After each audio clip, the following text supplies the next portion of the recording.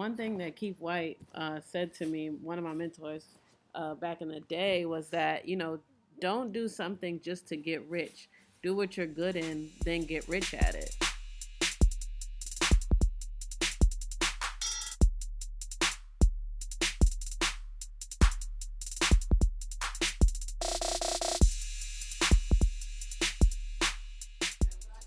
Hey, what's up, everybody? This is Parables from the Projects podcast. I am Mia Hall, aka Nene from Pink Houses. What up, everybody? I'm Gordy from Brownsville. Never ran, never will. What's up? And Happy New Year! Happy New Year, y'all. What's your 2020? 2020. 2020. What movie is that? 2020 is Friday. Fridays, baby. Yes, so we hope that, your Ice Cube, give us a call. Is off to a great start. Happy to be back in the new year. And ready for this next decade, man. First 10 years was, first 10 years. The last 10 years were one for the books. And we're looking forward to what this decade will bring, man. And for all of our listeners, too. So, of course, like we always like to do, we start with what's going on. But we're going to have a special New Year's edition where we talk a little bit about our 2020 vision. So, Dad, what's going on with your 2020 vision? Yo, hip hop now. Look, so check it out, right? What I'm noticing about stress is that it causes everything is leading from stress, right? So this year, right, it's the no stress factor, which is not the no mistake factor. It's just that when you make a mistake, you gotta blow that crap out, man. I remember Jamie Foxx doing comedy. Like, now I really get when he said you gotta blow that crap out. That was probably over 15 years ago he said that, but it makes all the sense in the world. And the Bible is no condemnation. Like, it's like you don't, like, so say if you sinned, you say you sorry, it ain't like God said, yo, okay, you got to do this and that and that. So the stress level comes from you thinking that you're going to just, you messed up so bad, even though you over 5 years old now, but you thinking you messed up so bad that, you got to dwell on this mess up and you got to beat yourself up, man. But my thing this year is like, now I'm fighting myself back. So now when I say, yo, man, you a dummy, why you did that? I'll be like, yo, who you talking to, first of all? First of all, who you talking to? So I know it's going to sound crazy. Yeah, I'm promoting talking to yourself, but I'm going to tell you something. Don't let people tell you you're crazy for talking to yourself, because who else going to tell you if you by yourself and you about to do something dumb? Or if you by yourself and you're getting stressed out about some crap you did. So that's my New Year's resolution is no more stress, because I've been through the hospital. I'm sick now, I think. And then anything you want to do, it's going to come with some situations like we were supposed to do the podcast and I got sick again. So it's like it's this thing now. So, but I ain't going to let it stress me out. But anyway, yeah, that's the New Year's thing, no stress. But it's no stress fighting your own self. Amen. All right, no, that's what's up, man. No stress. Everything Irie, Hakuna Matata. Man, let's Kakuna? go. Hakuna Matata. Hakuna, whatever. But you know what it means. Yeah, right? Yeah. Exactly. It That's means no worries for the rest of your days. So, all right. So, yeah, for 2020, man, my friend Kelsey had asked me what's my word for the year. I didn't say, okay, boom, let me think about all these words. But the first word that came to me was surrender, because I really want to surrender my way and really leave it up to God. Honestly, look, it's really, I thank God that he gives me the desires of my hearts, but, I really want to surrender my plan and really do his plan. And, the translation for that, practical translation, is to do things that are aligned with God's will. And, the things that I know that he has put on my heart to do, to follow it and to be consistent with it as well. So that's my 2020 word. Another word for 2020 is bravery. Like, it's time to, not even to not be afraid. Like, fearless. I am not opposed to fear. Like, you can have fear and do it anyway. So that's my thing. Like, it's not to be fearless, it's to, be brave. Sometimes you still have fear when you go and do something that's brave, or, go and do something that's bold, but you do it anyway. So that's my two words. Yes. So we're hoping that you have some awesome 2020 goals that will get accomplished. And why don't you go ahead and tweet us those your 2020 words, your 2020 goals at Project Parables, or like us on Facebook, and leave a comment on our post that will ask about your 2020 vision and your 2020 goals. All right, so right now we're going to get into our parable of the day. As we said, we were going to continue the conversation and continue the story thread, right? We are now in 1993. What? When you was in college. 92. Into college. So yeah, so we're 92 to 95. We're in 92 to 95 when Pops was in Hunter College, bringing us up there, was on the track team. Yeah, the last conversation we had, we were talking about Mary Grace and how she got you into school. And I was saying how I'm sure that was the first college campus that I went to, and went from Hunter to Harvard. Like, from that being the first campus to Harvard being the last campus that I was enrolled in school in. I'm trying to think of the last college campus I actually visited to speak or something. Maybe Rutgers. I spoke at Rutgers. I went to NYU for a class. So we were speaking to Jalyn, right? And she was speaking about how some people ask dance majors in college. Now we're talking about college in 2020. Right. Right. And when you say your major is dance, people look like, okay, so what's your minor? But our thing was to that. It's like, do what you do and do it well. Do it well. So I would think, yeah. So if you got if your major is something that's not popular among somebody else, don't worry about it. Because my major was cleaning toilet bowls. Literally, my major. I mean, in college, I didn't finish college. So when I went back to Hunter College, I left in the middle of me going back. I was there for 3 years, but I didn't get regular classes until that third year. Which that third year, though, it was 1995, and Mike Tyson had got out of jail. And I can remember the day. So I was in a college dorm. It was a unisex dorm, and somebody came and knocked on my door. Said we had a telephone booth in the middle of the hall. So somebody said, somebody's on the phone with you. It wasn't Mike, it was Rory Holloway. And he said, Joe, man, pack up, man. We back, man. I need you to go out to Southington, Ohio, fix up the house. Ironically, look, that's another whole story. So he told me to go out there, fix up the house so when Mike get home, like it was some tiles in the ceiling that was missing. And he knew I did some painting and construction. So they flew me out there. I left college. I don't remember signing out. I remember just packing my stuff, going to Rory house, and catching a plane like the next day. And that was a whole nother world, a whole nother 3 years that we gonna talk about in later editions. But yeah, so the fact that I was there doing whatever it was I was doing at that time, doing it really well. And now, I mind you, I had not been in school. I dropped out in junior high school. In 8th grade, I dropped out. After 8th grade, I dropped out of school. Then I went to a group home. I dropped out for 2 years. Went to a group home. Went back to high school. Dropped out in 10th grade. Yeah, that's a whole nother story. But let's get to the.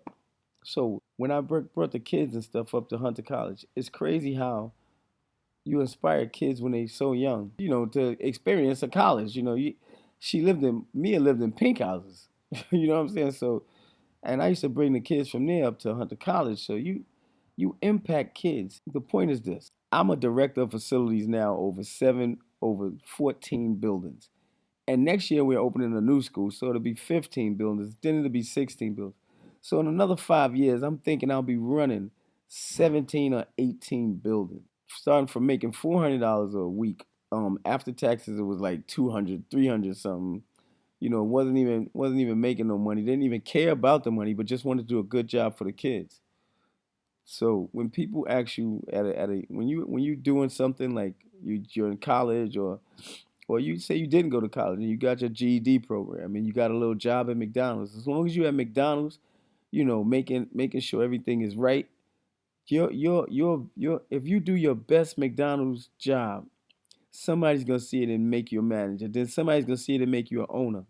So you gotta just when you're in your moment, don't let people just don't let them put a bug in your brain.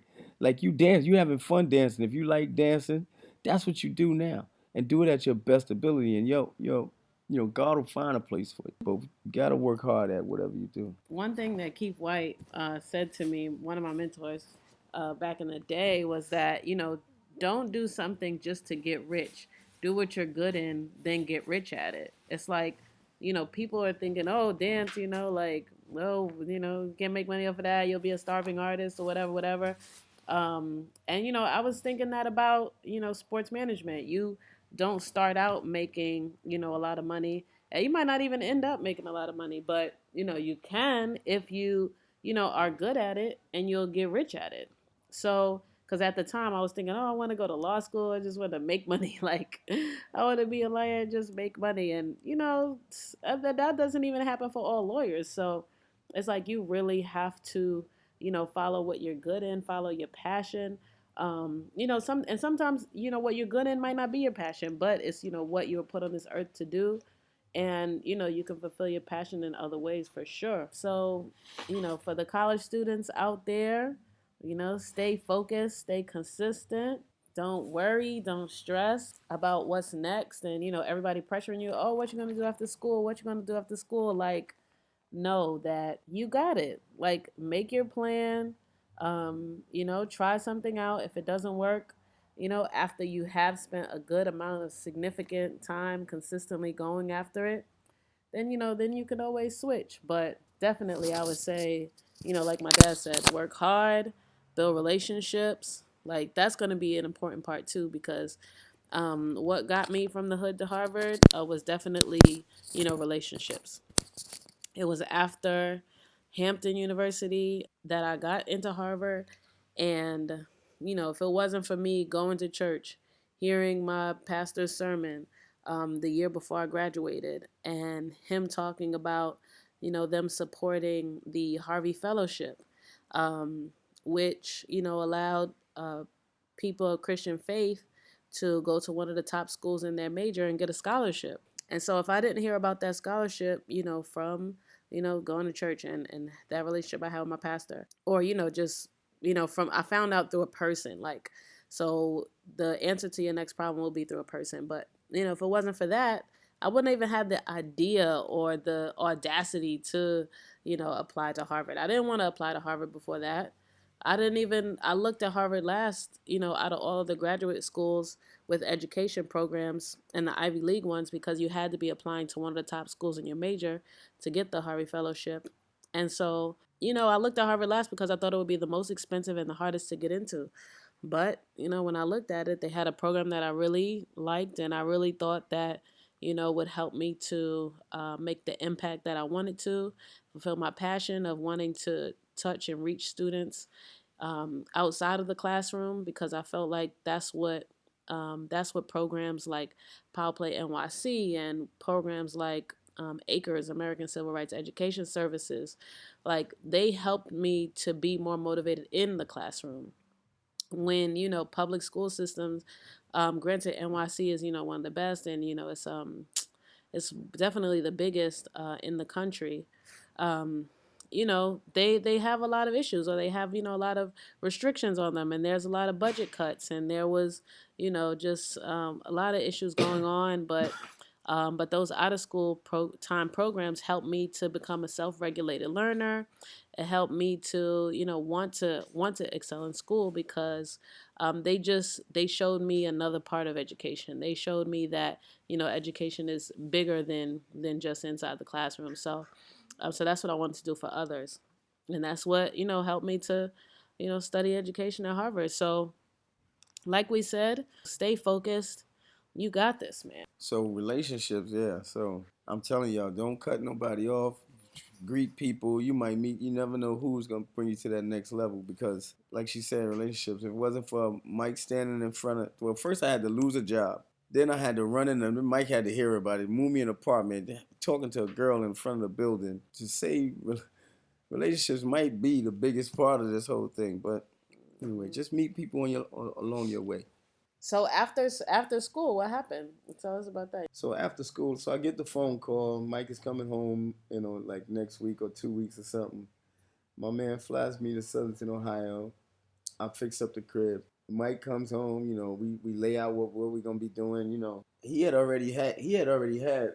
I think they gave him $60 million walking out the jail to fight Peter McNeely, and he had that big deal that everybody talks about. But I was more of a, like, I had. It's funny how at that time I was the confidant. I was the dude, the only one in there with a criminal record, and the most trusted dude. I had the combination to all his safes. I had the keys to all his houses and Don King houses because Mike used to leave shit in Don King house.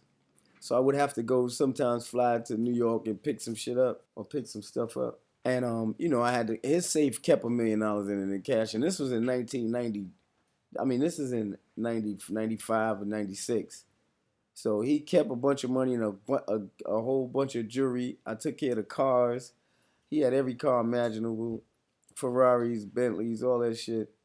And I was trusted with all that stuff. The funny thing that's why I say if you work hard at something, I was working hard at being honest and not being a burden on society, I guess. I don't know.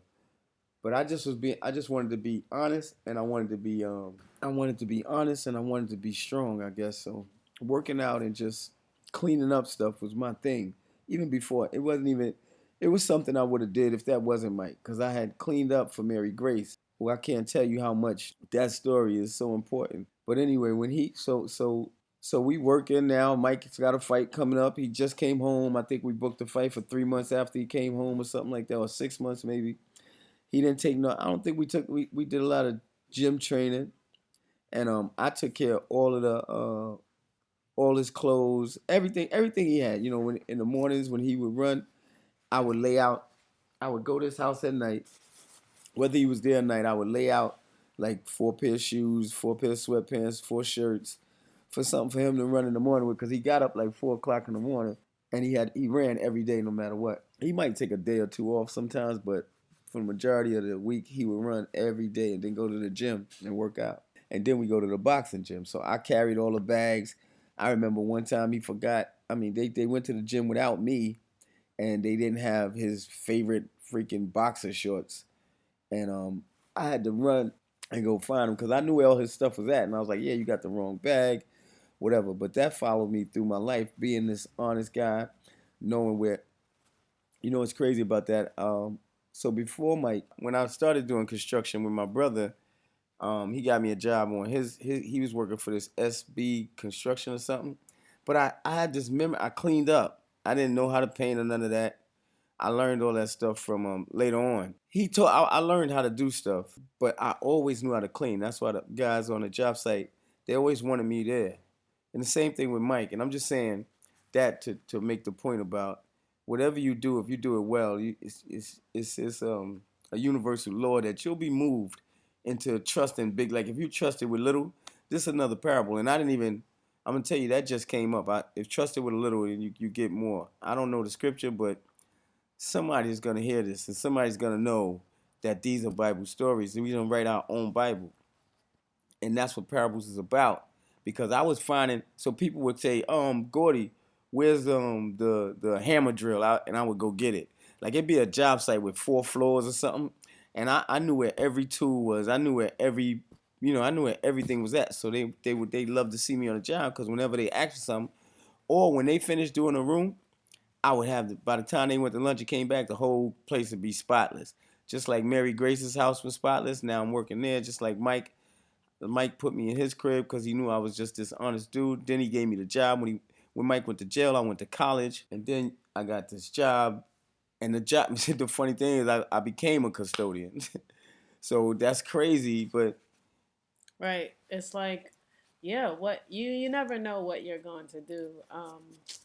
Whew, going back to, well, I mean, I feel like where I am right now, I've been doing conferences so long, and now I'm like hired to, to really put on a big conference in September. So it's just like you keep doing what you do it well, and somebody's gonna call you for it. And I was thinking, like, man, like people, it seems like it's so easy sometimes to say, like, me and my friends were talking about Olori Swank yesterday, and we were talking about how she was approached by somebody that wanted their artist to just look like her, and she like said, "I'll call you back in an hour. Like, tell me your rates." And she said, "I'll call you back in an hour."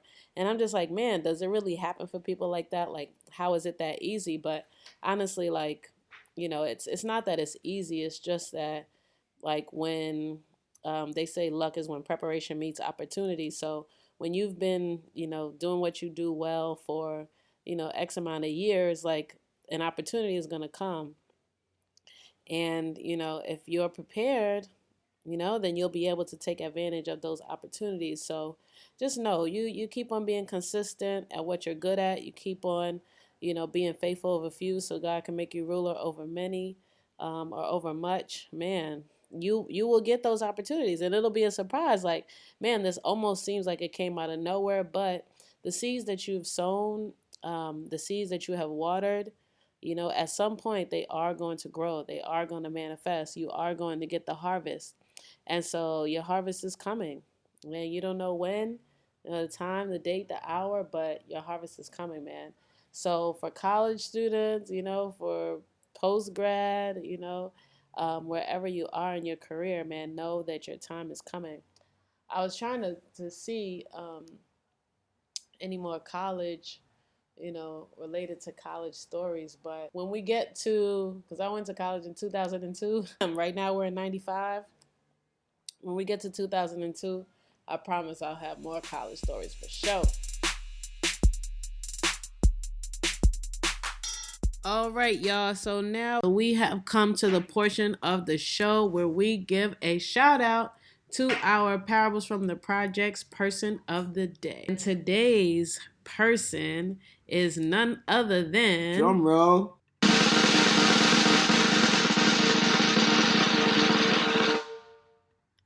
Dr. A.R. Bernard, Senior. Pastor Doctor. Christian Cultural Center. CCC in the building. Yeah. That he don't even know. So if he'd have been any other type of preacher, I don't know if I'd have been in the church. So it's crazy how I went to his church, how I go to the church that's on Linden Boulevard. There used to be a supermarket that I think we used to rob in. So he wasn't one of them old hype pastors be jumping around and doing all that stuff. The first time I went there, I didn't even, it was when I was hustling. So I went there in like the 80s, but so say fast forward 5 or 7 years later, I go to jail, finally do my last bid, come home, and I didn't hear nothing he said in the 80s. Matter of fact, I just was doing it just for Adrian, who brought me to the church. She never pressured me into going to church or none of that. She was just, she was just cool. And I knew she went to that church. But anyway, when I got out, I called my baby mother. I said, I want to go to church. I could have went either way, either to the church or to the mosque. But Adrian was a Christian. I mean, she still is a Christian, but anyway, she brings me Linden Boulevard. We standing there, me, her, and Sharon, rest in peace. None of them pushing me to go there, to go up to the front and get saved or nothing. But he was just talking. I didn't hear nothing he said, but only thing at the end of his service, he was like, all right, whoever want to give their life to Christ, you could come up here and, people go to the front and they accept Christ as their Lord and Savior. Now, I don't know what that meant back then. It was in 90, but he held the service. Like, he kept going. I know probably preachers do it all over the place, but it just seemed like he was doing it. Like, I was in the audience. I didn't hear none of the service. I only heard the part when he said, today you can become a man. Now, I don't know how that played in my psyche so hard, but when he said that, I don't even think that made me go up there. All I know is I was standing there in the seats, and he kept saying, "It's one more y'all out there. It's one more y'all out there that want to come up, but just is nervous or something or whatever, or don't even know." Now, mind you, I was not nervous. I was just happy to go to church. I just got out of jail, and I was still Gordy from Brownsville, so I wasn't nervous about going up there. But I just wanted the service to end, just to say I went with Adrian, just to try to say, yeah, I'm gonna change my life. Anyway, he keeps saying, and it seemed like an hour passed by to me, but it probably was only a minute. But anyway, I wound up finding. I still don't know. I remember saying, "Excuse me," going up there, but I really can't tell you why I went up there. But when I went up there, he looked me in my face, And there was a lot of people up there. He looked at me and he said, "Today you became a man." And I don't know why that was more than any church song or any touching of me.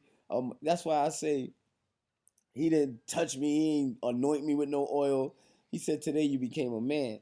That's what hit me, man. So we leave the church. That's alone. I think we told that story. So yeah, so that Pastor Bernard for not, I don't remember them ever asking for an offering. I don't remember them doing none of that stuff in that church, man. And I think that's what drew me back to go back again. And all his services seemed like he was talking to me. And he don't even know me to this day, and I've been there over 20 years. But I did meet him a couple of times, but my daughter probably knows him more than me. But yeah, so shout out to Pastor ARB Bernard for keeping it just calm and just talking to people, teaching people. Not even, it wasn't no hoopla about church. It was about Christ in culture. What do you do? And the program I had just got out of was teaching you how to deal with society. Like Shock was a program, like they tell you we either gonna make you a better criminal or a better person. And that's the same Christ message. Like you can use church to steal people money, or you can use church to build to save lives. You can use anything either way, and that's funny that the Shock program had that same principle in it as a church, and that kind of hit me when I got back to my halfway house I was in, because Mike didn't believe in he didn't believe in that. So anyway, it's another story behind that, because actually after I got saved, Mike Tyson was outside the church. That's a whole nother story. But yes, Dr. A.R. Bernard, man, love you. Thank you for just like you said. My dad went to the church. He started bringing us to church, and that's where I first got saved, and really started following God. It was probably a similar situation, but I know that the first time I went by myself, when my dad was in Vegas, so this was actually probably around the same time. My dad lived in Vegas, so he wasn't taking us to the church anymore. But I went by myself, and it just felt like home, and I just was going ever since, up until I moved to California. But of course, every time I come home, I'm back. And yeah, man, was happy to see him out in LA. Even a month or so ago, and I plan to see him when he comes back out there. So salute to Dr. A.R. Bernard Sr. Shout out to Pastor Karen Bernard. Shout out to Jamal Bernard and Lady Rita Bernard. Man, and all the Mr. Dario, Mr. Reggie, all the Lisa, Donnie, Jenny, Gloria, all the CCC family. Man, Sarah, Big Hank, Carol, my homies. We love y'all. So, thank you for tuning in to episode 5 of season 2, Parables from the Projects. Man, make sure that you share this with 2 friends. Find us on social media. We're on Facebook, Parables from the Project. Follow us on Twitter at Project Parables. On Instagram, I'm at Mia_Hall19. Pops is at GorgeousGordy9. So spread the word, spread the good news. And we'll see you next time on Parables from the Projects. Peace out, everybody. Peace and love, baby. Peace and love.